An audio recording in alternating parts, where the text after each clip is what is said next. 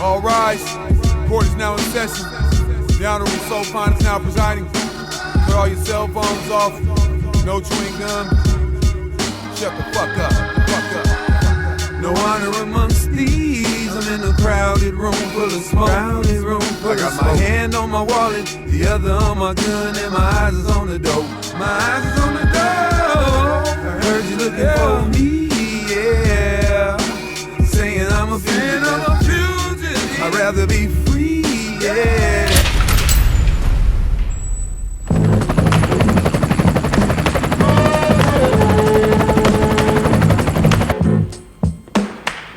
Let's make America great again. I was brought to this land without a name and broken language. Taught to hold a gun, load it up and then aim it. Create late pavement with very little payment. One is that you need to understand that the New Orleans Police Department has a 30-year history of deep cellular level problems. More than 28 years, Kunta Gable, Sidney Hill, and Bernell DeLuke were wrongly incarcerated for the 1994 murder of Rondell Santenac, a crime they did not commit. One of the biggest things, I'm working on a documentary right now. Okay. It's called Kunta. Oh, Surviving Angola. Now, it happened when they were just 17 and 18 years old. But on October 19th of last year, the three men were released from prison after newly uncovered evidence linked the crime to former New Orleans police officers. Extra, read all about it. Did you hear that all lives matter and there's no going around it? Even if a man commits a crime against a man, he's still a man. Extra, read all about it. Educate your kids, teach them love, not hate and violence. Why not put a woman in the oval, create some balance? After all, they are the mothers of the earth. Think about it.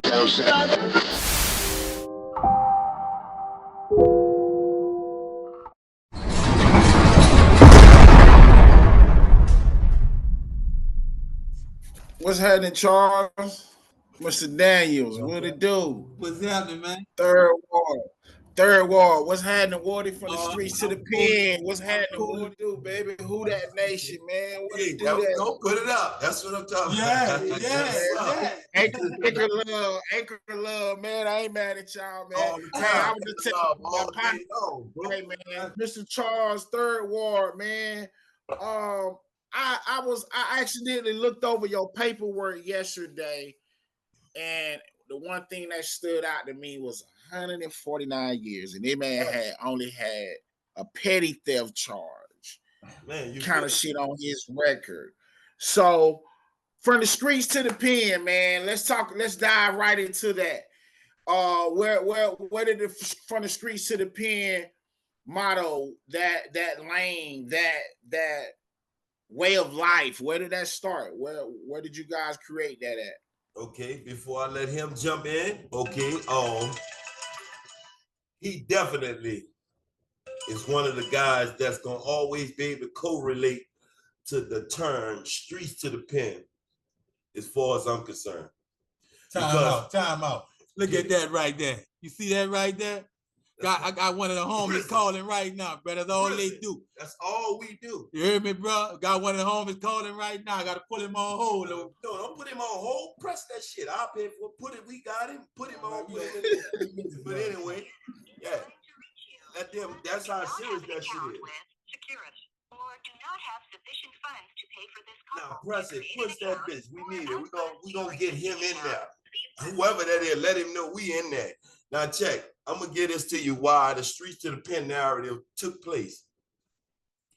This guy is a guy that know me streets to the pen and back, right? He know me. So the narrative with streets to the pen gonna always literally deal with individuals that could speak on this shit directly. They are actually part of the roots of this shit. It's always bigger than the people you may see speaking on. Because there's always somebody to, challenge that shit, to oppose what they're hearing on that shit, whether they politicians, street guys, police, CEOs, we ain't sparing nobody in between. Street-wise or political-wise. We literally just trying to put y'all on top of what we dealing with inside of this state that's considered an American state when we know that we are not governed by the American rules. Louisiana has declared itself as an independent inside of the United States. Why it's connected to the map.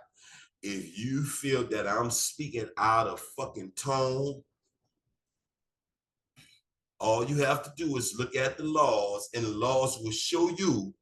Napoleonic laws. Literally, I didn't say it, he said it. He just took it clean out of my mouth. Okay, they literally say United States. Okay, this is what's going on. We understand where y'all have y'all doctrine from and how it was established and who established it. Okay, we was established before this shit even got here, and we not changing. And I'm gonna let him talk to you. Louisiana Supreme Court. That's what we are talking about when we speaking of each case that we speak of. And you run to the United States and you're gonna be like, I don't see that shit. These niggas tripping. What are they talking about? For better lack of a term. But look into the Louisiana Supreme Court. See, you go and look in the United States Supreme Court for your issue because you from the United States.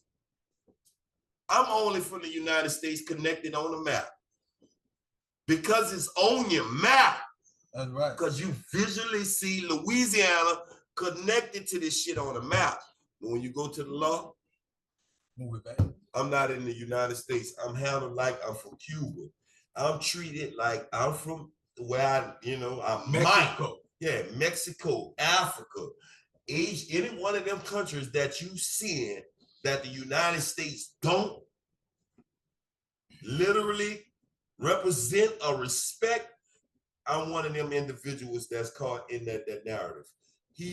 Louisiana is caught in that whole narrative because we don't stand on the same rules and principles that governs the United States when we should. And that's all we asking for.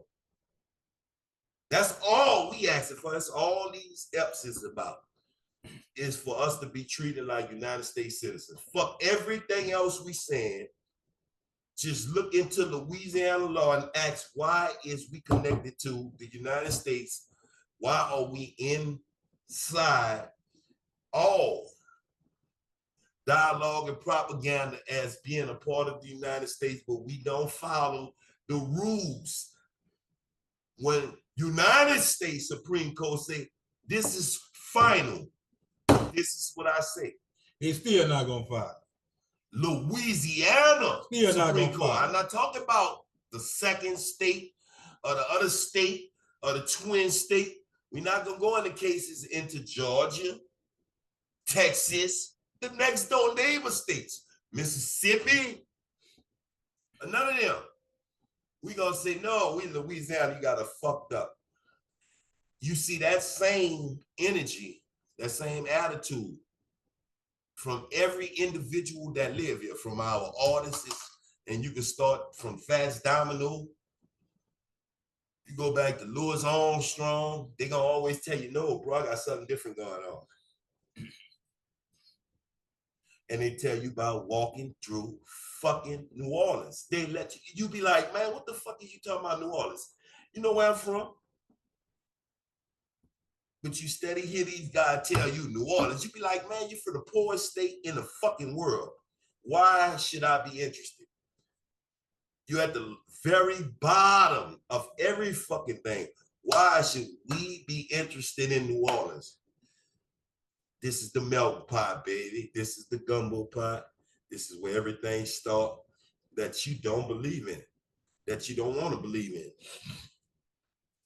Let my bro talk to you, but a bit, bro.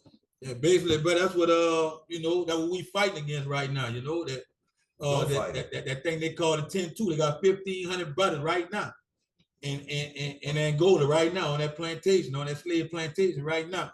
That I don't know if you know about the law, the 10-2 law. Yes. Well, 10 jurors say you're guilty, and 2 say you're not guilty, but they still say you're guilty. I didn't find out about that law until I met Kunta, and I'm from California, born and raised, and I never knew that that was a thing until recently. Okay. And the rest of the world thinking just like you. The same way. That we are governed under the same law. I'm gonna still let him take it, but every now and then when he do say something that fucks with my mind that I can't allow anybody to go past, you gonna say this nigga need to shut the fuck up. You don't even want to let the man talk. Yeah, but they you just said 10-2. If there's 2, or even if there's 1, if it's 11-1, that's right. Somebody had a doubt that that fucking story is not true. That's the people we need to talk to in America. That's right. That's the people the United States Supreme Court need to be reaching out to and say, damn, okay. Why you feel like that? Just that 1 or them 2. What was you able to realize that everybody else wasn't able to fucking fall in sync with, that just didn't set right with you? You ain't got to go back amongst the whole file die or every juror. Just go to them 1 or 2 individuals that say them 1,500 should be on the street right now. Fuck the crime because of the Constitution that United States say that they fulfill. I say fulfill because the United States say under the laws that I laid from the beginning to the end of this motherfucker until we decide to say other, say open the gate and let them out. We got one figure in there that sits above all with a status bigger than the rest, but he's not bigger than the rest inside the prison, and that's Corey Miller. Even with his fucking money, his association, the people who heard what the fuck I'm telling y'all, because he reaching out to them, not to y'all. I'm reaching out to y'all. I introduce y'all to Corey Miller. And Corey Miller telling y'all the same thing. 10-2 for the people that believe that that guy is guilty of whatever crime. Fuck my opinion. I don't even have an opinion at this point because I know what's been done to all of us. So if you ain't gonna weigh the whole shit that led to him being a successful rapper and then entrapped into whatever the fuck he did by coming back to the Calio third wall to help them people when his brother acknowledged something that say, bro, they not trying to let you help them. They're not gonna allow you to help. They tried to buy the Calio projects. Do your history. Baby tried to buy the Magnolia projects. They just allowed this little dude to do this shit in Atlanta. They allowed Lil Baby and Rollo to do this shit. To buy their fucking neighborhoods. Atlanta, bro. They allowed these dudes to buy their fucking neighborhoods, regardless of their history. They allowed Warren Dunn, Kevin Garnett, and them guys to do that shit. How you not gonna let Baby and Master P, motherfuckers you gave street signs to, bro? You just celebrated them guys with a street sign and that's all you fucking worth. I wanted to buy my fucking neighborhood. You think the Baby don't want, you think fucking Brian and Ronald Williams don't want to own the 13th in the third wall? You think they ain't had enough money to invest in that shit? But it would never work because they wouldn't know who wouldn't allow them in. Not New Orleans people. Not the fucking people over New Orleans because we don't have no pull. The tycoons in Texas, bro. That's who own all the skyscrapers. Do your fucking history. That's who own all the buildings down Canal Street. All their money come off our city and go back into their shit. We don't get nothing. They don't refurbish shit. They don't clean shit up. They don't fix the streets. They don't do nothing. They don't cut the grass, nothing. Nothing, bro. Everything is the niggas gonna get it done. So they tell me, shut up with this type of talk because you can fuck up your lawsuit. This is why John is upset with me. I'm tired of being a victim, bro. Sometimes it get bigger than fucking money. I'm gonna shut my fucking mouth, let the third wall talk to you. I can't help it. Yeah, but okay, third ward. Go ahead, brother. Go ahead. Okay, third ward. I just want to know. Well, we want to know. First and foremost, how you feel today? It's been a few days. It's been about a good week or so removed since we had that great time with you. How you feel? Everything been okay? Man, I'm talking about. Look, I got a partner that said he ain't had a bad day since he, been on the street. And I took that from him, bro, because it's facts. You know what I'm saying? I'm talking about a bad day and a bad day for me, bro. What I done been through and what the claims put me through. You know what I'm saying? Took my life like that there, fuck the old man, all that shit there, You know how the soldiers come home from war and they get diagnosed with PTSD, post-traumatic stress. I got to go. You talk about soldiers. I got that. I gotta go. I really got that, dog. I'm talking about that shit I done went through in that motherfucking prison, fucking with them people. I'm supposed to be getting a check every motherfucking month, man. Facts. I'm talking about facts. I'm supposed to be getting it, and they took me out. Man, I was in a room, man. I was standing in a room, man. I was a little boy in my mama's house. They understand what I went through. 15 years old. They took me out my mama's house, a little boy. It brought me to the motherfucking big house where I had to hurry up and learn how to be a man. You know what I'm saying? I had to hurry up and learn how to be a man. It wasn't going to end right for me. You know what I'm saying? So with taking a boy through them, that type of fucking drama and shit, like, all that is stressful, dog. You know what I'm saying? But like I said, I ain't had a bad day since I've been home, though, bro. I'm talking about a bad day and a bad day. I'm loving this shit here, bro. You hear me, bro? I've been working every day. I'm at Amazon. I'm getting it in at Amazon. You hear me, bro? Bro. That's right. Yeah, So I remember last time we talked, and you pretty much was giving us some good game about what you had to overcome as far as that astronomical number of years that the judge threw at you. Hey, get in there. See, bro. Walk us down memory lane when we talk about mental health and the trauma and the psychological damage that did to you. Because when we talk about from the streets to the pen, evidently we can see you a soldier. You was built to overcome that kind of lifestyle. But when you just said right now clearly that, the stuff you saw, real life in real time, you're eligible for compensation at monthly. Because it wasn't the physical part for me, not to cut you off. It wasn't the physical part for me because I've been physical my whole life. I gotta put it over here. I've been physical my whole life.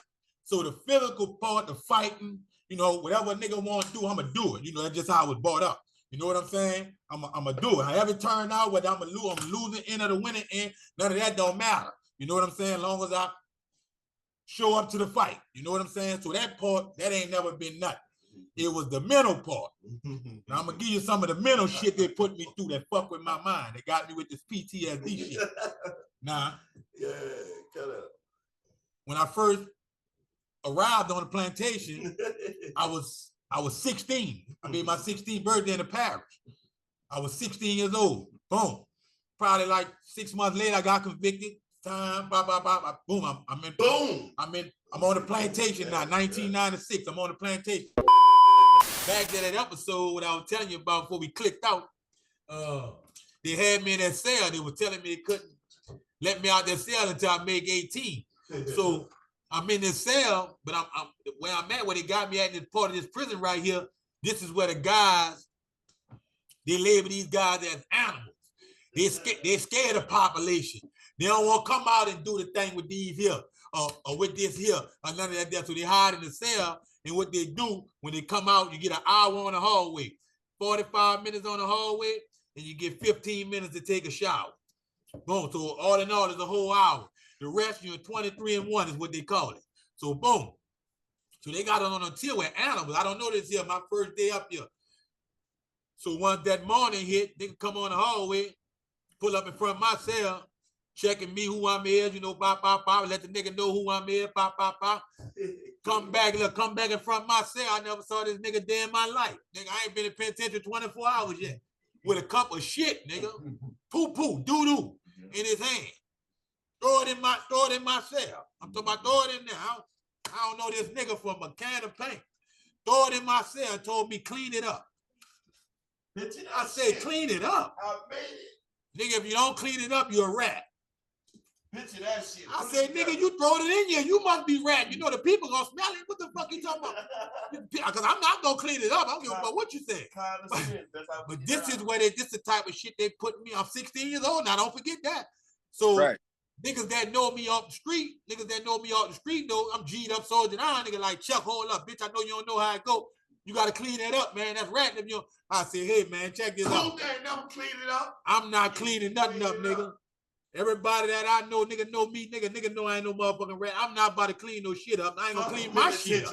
That was Angola rule. That's Angola rule. What goes on in the business? So that's the mental thing. I'm talking about this when I'm telling you about the mental shit. I went through that shit for 2 years until I made 18.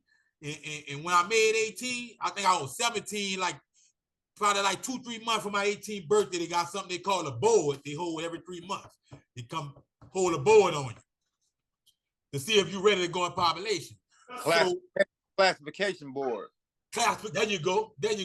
So they come with the board, probably like 2 months for my 18th birthday. So, I told you I'm a small, I'm Lil. I'm Lil. So I come out my cell. They see me come out my cell, they go to writing on the damn paper already with denied. No, he ain't ready for no population. So I'm looking at the white boy. Man, y'all hear this running conversation? I'm looking at the white boy as I'm walking up there. I said, what's happening, man? You ain't even, ask me no questions. You ain't find out. You ain't look at my paperwork or nothing. Oh, you too small to go in. I said, too small. So they denied me. I go back in my cell, they denied me. So now I'm in my cell trying to figure out, they throwing shit, they throwing piss, they doing all kind of fuck shit. I said, man, we got to stop. You got to put a stop to this shit, too. That's right. The guy that you doing this shit with, this shit, motherfuckers who like to break motherfuckers by throwing animal feces like you're a fucking monkey or something on the next one and all that, and think that makes you some type of warrior. You know what I'm saying? And that's what they used to call them, Camp J Warriors. Camp J Warriors. Camp J Warriors, because they throwing shit on niggas. Motherfucker take AIDS, that's right, blood, and literally hit you with darts. That's right. And shoot darts at you that he done bought AIDS blood. Knowing the nigga got AIDS. From another inmate. Man, nigga, send me some of your blood. Stick yourself. Send me some of that blood down here. Everybody on the tier hear this fucking slow murder about to go down. Nigga, send me some of that fucking blood. Nigga gonna be in his cell. What you got for me? He gonna sit it down. That nigga gonna jerk himself with a fucking pin or whatever he need to do with a fucking needle. Make himself bleed. Send that guy the blood to make darts to attack you while you in your cell. Now you got to fight off some blood-infested darts that a nigga blowing in your motherfucking cell, and they put you literally in a cell or on a tier with guys like that. Where does rehabilitation start, bro? Right. And they want you to survive that and go to work if you don't go to work, and for like a year or two and survive all this shit. So they break you to be somebody for them. When you get to the rehabilitation part, you'll be so caught up in wanting to stay in school and not want to and take advantage of all these situations not to go back there, bro, till they actually call the divide and conquer.